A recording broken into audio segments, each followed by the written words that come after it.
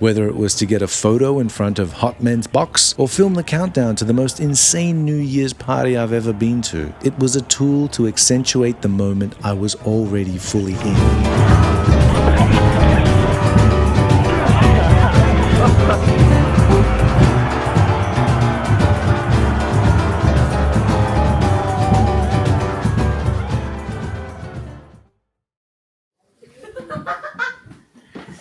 Giant course. Yeah. Yes, sir. About to head off to Japan. Let's go there.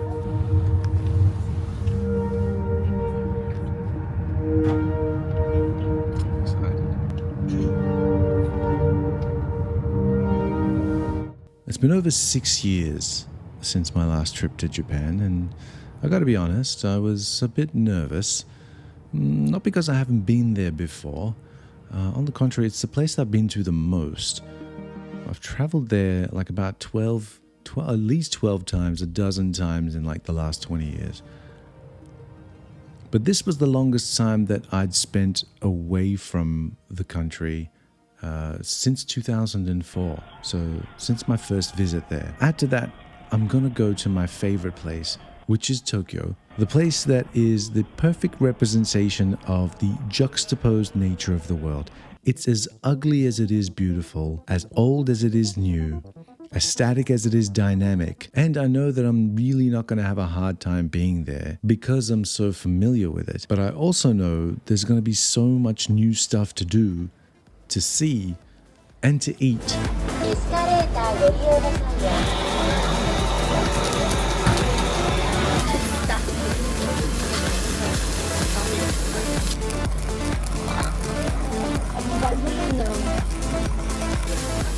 I know Tokyo didn't wait for me to catch up. It usually never does. It's kind of like it's the place that kind of like goes, if it was a person, it would be the kind of person that would come up and say hi and then just continue walking past you whilst you sort of awkwardly try to make conversation with it. That's the kind of place that it is. But enough of that. I'm still in Melbourne and I'm still not there yet. So I'm on my way to catch my flight, which is operated by Australia's very own Qantas. And going by the current feedback that's out there about the old flying kangaroo, I didn't have high hopes of getting to my destination as per schedule. Qantas has been having a really tough time with flight times and cancellations and not refunding money that was taken. People are not happy with them. I'm flying out of Melbourne Airport, which is best described as nothing special. I mean, it's functional, yes, but that's about it. Now, I'm not going to trash it, but I will trash Qantas. Look, I'm a reasonable guy, and my sort of definition of a successful flight is if the plane takes off and lands and I'm still alive, that's pretty good. But Lord Almighty, it has gone so downhill for these guys. You don't have to take my word for it. The CEO actually published a really cringy public announcement saying that basically they know they're shite and they need to do better. To that CEO, no one's buying it. Words are free and cost you nothing. Also, we all know that during the last 15 years that you were the one that was cutting all the costs and turning the reputation of this once respected airline into straight ass. However, the flight staff were actually quite good. Not great, just good. I can't blame them though. They were just trying to work as best as they could with what they had. The plane, however, was shite. I was convinced that it was the same plane that I'd taken 20 years ago on my first trip to Japan. The food was inedible. By the way, I flew economy, and it's probably something I'll never do again with Qantas. Not because I'm a baller, it's just that I don't want my trip to be starting and then ending with a really shite experience. Let me ask you a rhetorical question. Do you know what it feels like to have a threesome with sumo wrestlers in the back of a vintage Volkswagen Beetle?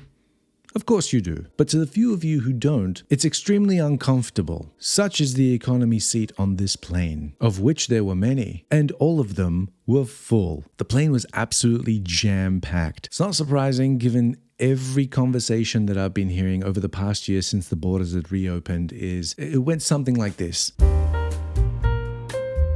I'm going on holiday soon. Oh yeah? Where? To Japan. No way. I just got back from there. Oh, nice. How was it? Great. I'm going back in a few months. Amazing. My friends are there now, actually. Oh hey, I just noticed you two talking about Japan. I'm going there too. My friends just got back from there and said it was amazing. Like literally everyone in Australia seemed to be going to Japan. No one mentioned any other country. What, I guess we're too good for Bali now, are we? Think of how your absence is hurting the Balinese economy. Think of all the board shorts and thongs that's going to go unworn. Think of all the buckets of alcohol that you're going to be drinking out of and puking in. Think of all the shitty tattoos you won't be getting. Won't someone please think of the children? No, except you. I did mention in my other video about the Japanese toilets about how the number of tourists to Japan had increased dramatically, and in 2024 it's expected that there's going to be 33 million tourists to visit Japan. Most of these people are going to land in Tokyo, which in and of itself is already a very crowded place. So if you don't like busy places, don't go there. Oh my God! Wow! Okay, here is now where I do some due diligence and give you some actual useful practical tips and advice on what to do before you actually go to Japan for your holiday or your trip there. Given that everybody seems to be going there, I thought I'd do this to help you guys out with some of my experience. So here are 10 top Tokyo travel tips. Sorry, that was for the algorithm. Sorry. Okay, so since this is day one, let's go over some things you're most likely going to want to have prior to your trip. Yeah? Number one. Ichi. Okay, no. Should I say that in Japanese? Ichi.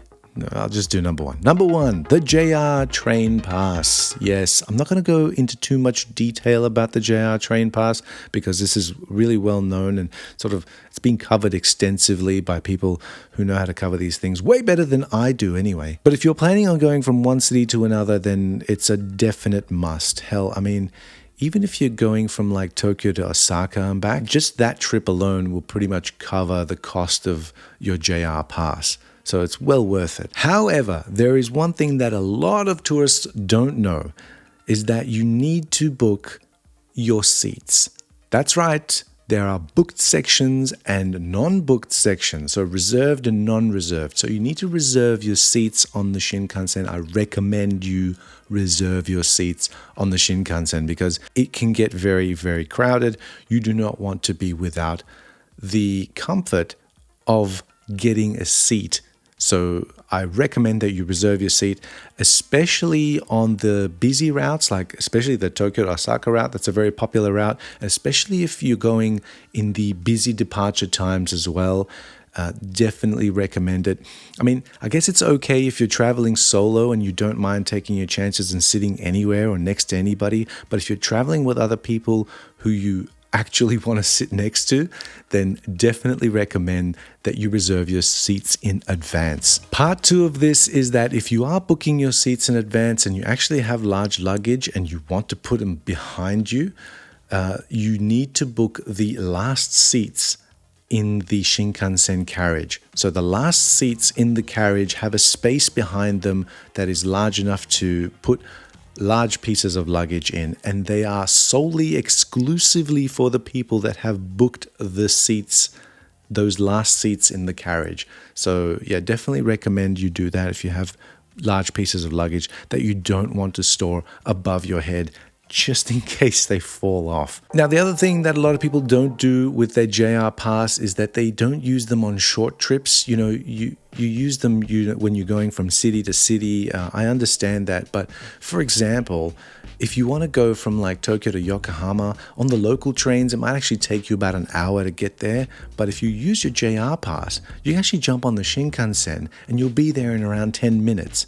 So think about it that way as well. One last thing is the Shinkansen has Wi-Fi, but it's hot garbage, as a matter of fact. It reminded me of trying to download a 4 megabyte MP3 back in the 1990s. That's how bad it was. Anyone younger than 30 would not know this pain. We went through this, so you don't have to. All I'm saying is don't use it.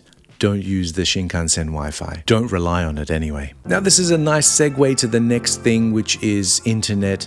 So you need internet when you're there. So either get yourself an eSIM before you get there, or one of those pocket Wi-Fi devices. You are going to need internet when you're there. It's really easy to organize. The eSIMs are all done electronically, especially if your phone can handle it. Some phones don't do eSIMs, so you need the pocket Wi-Fi.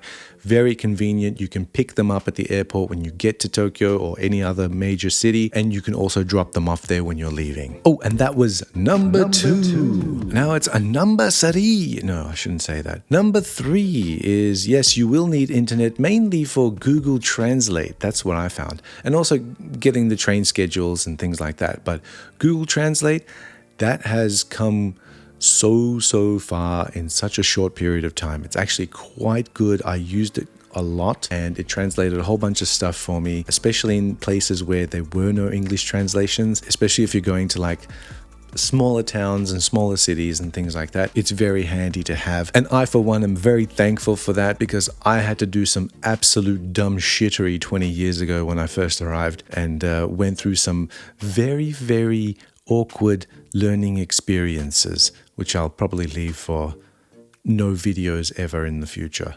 Number four is stop taking cash out in your own country. Why are you doing this anyway? You're going to get screwed on the rates. You're going to get a raw deal. Tokyo Airport, as with most major international airports, has ATMs. You can take your cash out there. And when you take your cash out, don't take so much of it. Most places use credit card, and many places, especially in the bigger cities and the biggest stores, have tap to pay as well. So the mobile payment where you tap and pay. But over there it's called touchy. They call it touchy, which is really weird because you kind of have to ask touchy wa daijoubu, which kind of means, can I touch? I guess it's kind of the same thing here, but we call it tap to pay. But in reality, we all know you got to pay to tap. Paying digitally is always going to give you a better deal on currency conversion rates and less fees. I know this from experience. So yeah, if you can, just pay by card or pay by tap. Don't take cash out and rely on it solely. A lot of places take electronic payment.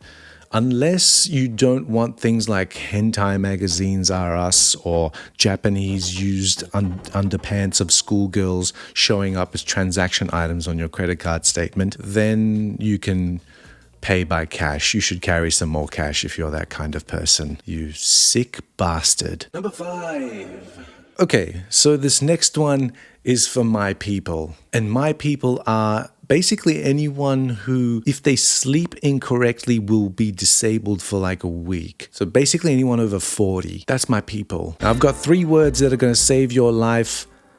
Comfort over fashion. I can't state that enough. You're probably going to do a lot more walking and standing around than you usually do in your Western sloth life. So get some proper walking shoes. A good idea would actually be to condition yourself prior to your trip, like start going on long walks or something like a few months before your trip. That would actually get you conditioned enough to be able to make the treks when you're overseas and not get so sore that you will miss out on doing the things that you wanted to do. Hey, did I just give some useful practical advice here? I must be losing my touch. On the topic of fashion... That's right, Erica. Pack light. Japan, especially Tokyo, is a fashion lover's mecca, except it's better than mecca because it caters to everybody instead of a specific group of people. And I know I can buy stuff online using the World Wide Web internet these days, but I also know that what you find in Japan whilst walking around, you will never actually find or know enough to search for on the internet. And whilst we're on fashion, we have to talk about the seasons here, because one of the things that Japanese people always said to me when I was there is that we have 4 seasons in Japan. I didn't understand that, but now I kind of do, because the seasons are very distinct and they don't like to mess about with each other. So when it's summer, it's summer. When it's winter, it's winter. Yeah, I don't know. I still don't know what that means. But anyway, I'll do a more in-depth video about the best of each season, but that'll come later in the series. So please subscribe. Okay? Subscribe. Please subscribe. Number 7. So if you're going in the colder months, beware that whilst it's cold outside, your walking is going to actually heat up your body. And as soon as you go inside somewhere, like in a shop or in a train, it's going to be sweat city. And B, if you're going in the summer months or the warmer months, try not to go in the peak of summer. It's humid as hell and it rains a lot. You will not only be wet from your own sweat, but from the rain too. And nobody wants to be on the peak hour train pressed against your sweaty foreign ass, no matter how much perfume you wear. Number 8. And here's the thing. Perfume. Since people are in such close proximity over there, wearing very loud and obnoxious perfumes is just not the done thing. You need to respect other people's right to breathe. So put away that bucket of concentrated oud oil you are planning on dunking yourself in and just consider bathing a bit more regularly instead. I swear this happened so many times on that trip that I was on. Every time we were in like a crowded sort of place, even in an open area, I'd smell perfume and then I'd look up and I could see like foreigners or something like that. They're like 20 meters away from me and I could still smell them. Number 9.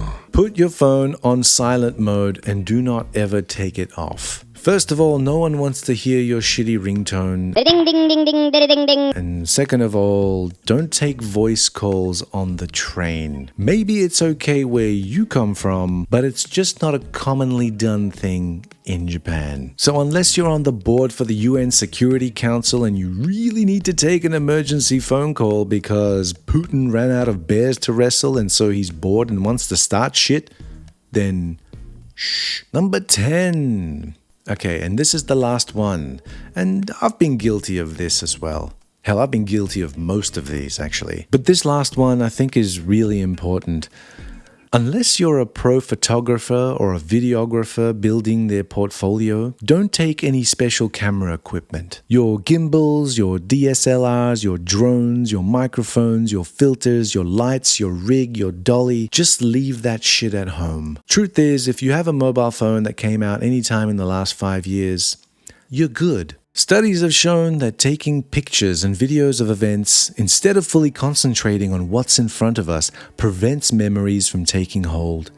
Research has suggested that the sheer volume and lack of organization of digital photos for personal memories discourages many people from accessing and reminiscing about them. In order to remember, we have to access and interact with the photos rather than just amass them. When you outsource the capturing of a moment to your camera, you will not be in that moment fully.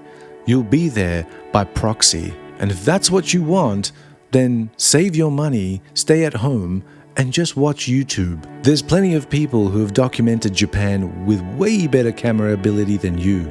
So mindlessly documenting every little thing is not only bad for your memory, it's the opposite of why you went there in the first place. To make memories, to have memorable moments, to feel. Let me tell you a story. Like in 2013, I bought a DSLR and I bought some really quality lenses to go along with it as well. And so in 2014, we took a 2-week trip to Japan, to Tokyo.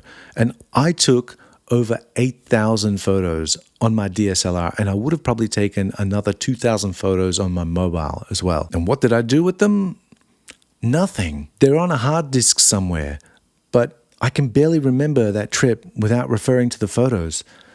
However, I can tell you in great detail the events of my first trip there in 2004 and my second trip there in 2005 and the subsequent 2 years that I spent living there as well. And yes, whilst I did have a camera the whole time, it only came out occasionally to cap off significant moments, whether it was to get a photo in front of Hot Men's Box or film the countdown to the most insane New Year's party I've ever been to. It was a tool to accentuate the moment I was already fully in. And whilst lenses these days are better than our own eyes and unlimited cloud storage is more than our brains can handle, but as high as resolution and expansive as storage get, there's just something about a lived experience that a camera just can't capture. And the more you experience that, the more you will be living in the moment, instead of having it lived for you by proxy.